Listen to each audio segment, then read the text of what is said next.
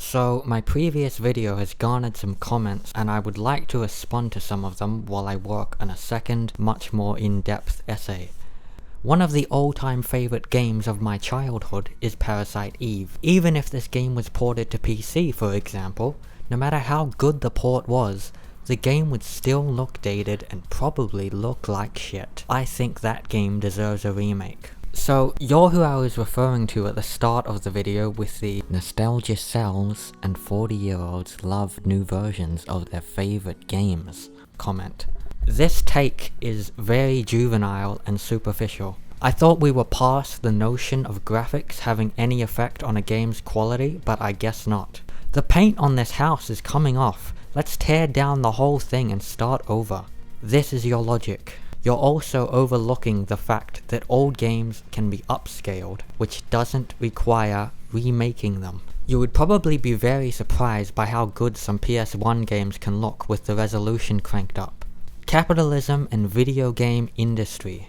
Just ponder those words for a bit. People gotta get paid to do the work, my man. So what I think you're saying here is that capitalism is built into the video game industry, which it is. What I said in the video is that remakes are a way capitalism is worming its way deeper into the industry. It's a subtle difference, but it's important to what I was trying to say. Capitalism's influence over AAA video games has become more and more prominent over the years, and I think that's pretty clear to everyone.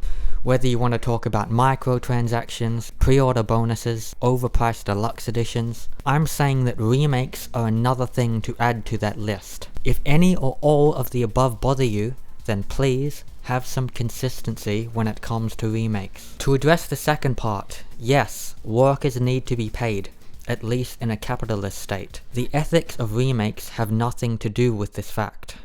Okay, now my favorite comment.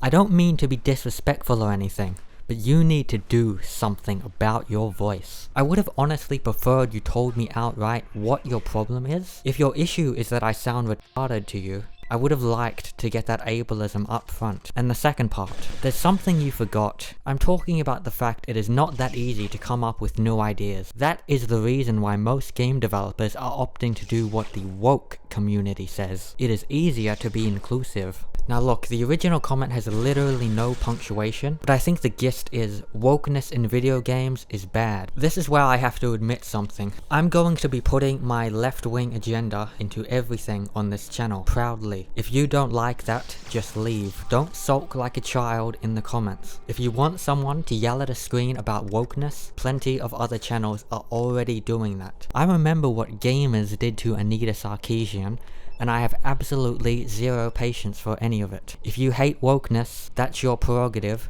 but complain about it elsewhere. Alright, I'm out. I will say thank you to all of these commenters for letting me know where I need to focus with the next video. To give an update on the Silent Hill playthrough I was doing, I think I may just finish the game in my own time, to instead put focus into the things I really would like to talk about.